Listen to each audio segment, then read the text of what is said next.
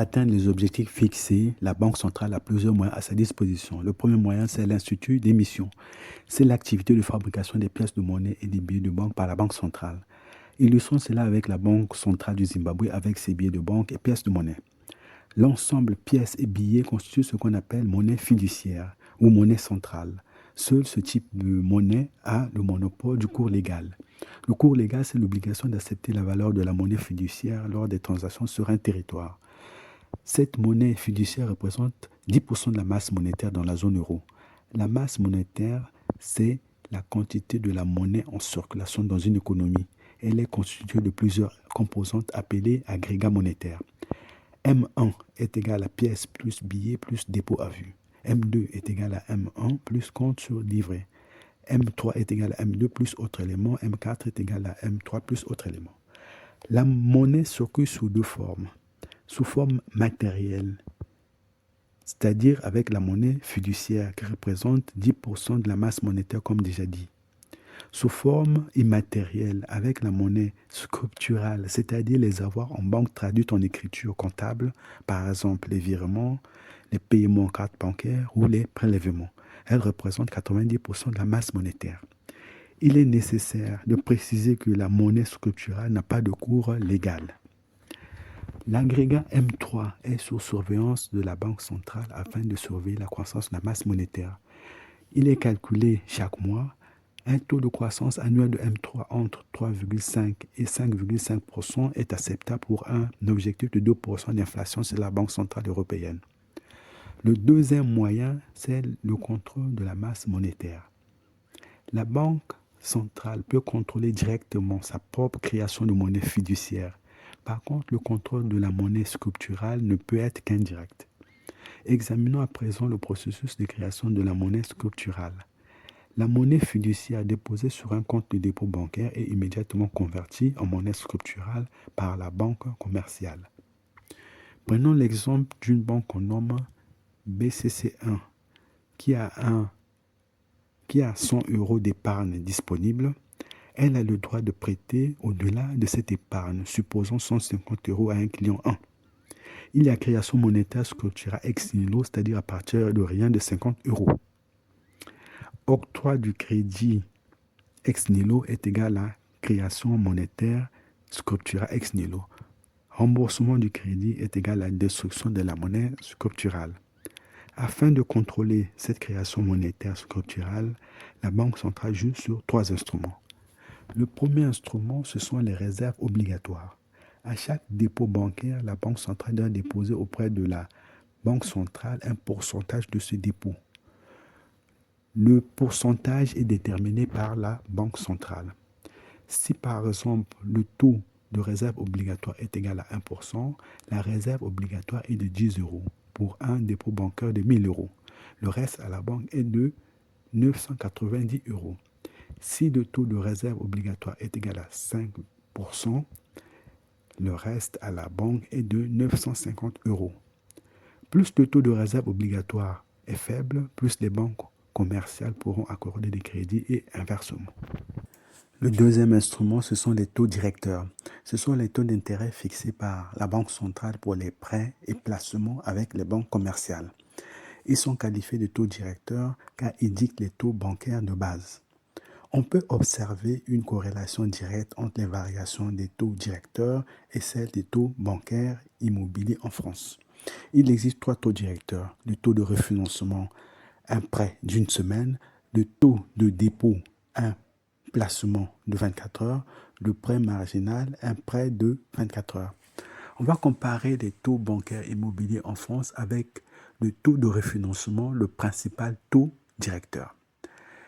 Notre comparaison va commencer à partir de juin 2017, date de disponibilité des données. À partir de juin 2017 jusqu'à la veille du 27 juillet 2022, le taux de refinancement est égal à 0. Direction vers le tableau des taux immobiliers. Durant cette période, les taux bancaires immobiliers sont très bas. Ils sont compris entre 1% et 1,60%. En remontant vers mars 2021, on va constater qu'il tourne autour de 1,20%. De avril 2021 jusqu'en juillet 2022, les taux restent toujours bas, donc ils sont autour de maximum 1,60%. En repartant vers les taux directeurs, on va constater une hausse continue jusqu'au pic de 4,5% en septembre 2023. En revenant sur les taux immobiliers, on va constater également une hausse continue jusqu'en septembre 2023. De septembre 2023 jusqu'en juin 2024, les taux restent hauts malgré une légère baisse. De juin 2024 jusqu'en avril 2025, le taux de refinancement est en baisse continue. Il en est de même des taux bancaires immobiliers jusqu'en février 2025. Le troisième instrument, c'est la politique d'open market. C'est la situation où la Banque centrale intervient sur le marché interbancaire dans le but de modifier le taux d'intérêt. Le marché interbancaire est le marché d'échange de monnaie fiduciaire entre les banques commerciales en déficit ou en excédent de liquidité moyennant un taux d'intérêt.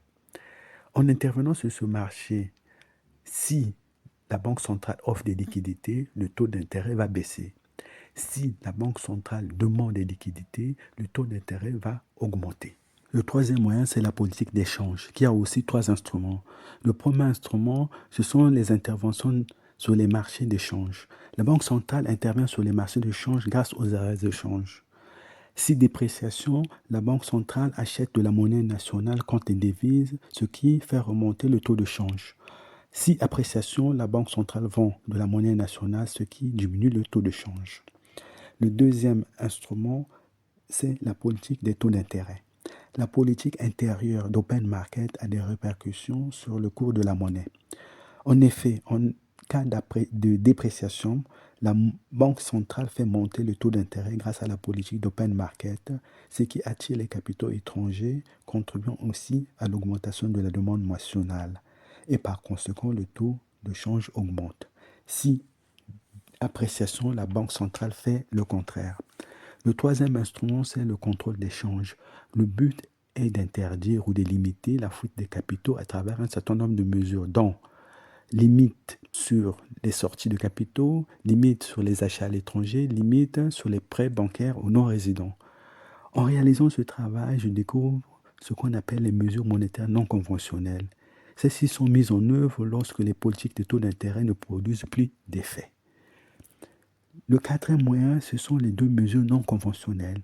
La première mesure, ce sont les achats de titres de dette. C'est l'achat par la Banque centrale des titres de dette de l'État ou des entreprises privées. Grâce à des chocs structurels ou conjoncturels comme les crises financières ou le Covid, les banques centrales doivent réagir. Deux exemples. Lors de la crise financière de 2008, la Banque centrale américaine a acheté des actifs qualifiés de pourris des banques commerciales pour 1700 milliards de dollars. Pendant la Covid, la BCE a acheté des titres de dette pour 2600 milliards d'euros. La deuxième mesure, ce sont les prêts garantis par l'État. Lors de l'octroi du crédit, les banques commerciales exigent des garanties que beaucoup d'entrepreneurs ou d'entreprises ne peuvent fournir. Afin de soutenir l'activité économique, l'État intervient. On donne deux exemples. En France, durant le Covid, 145 milliards de PGE ont été attribués à 700 000 entreprises.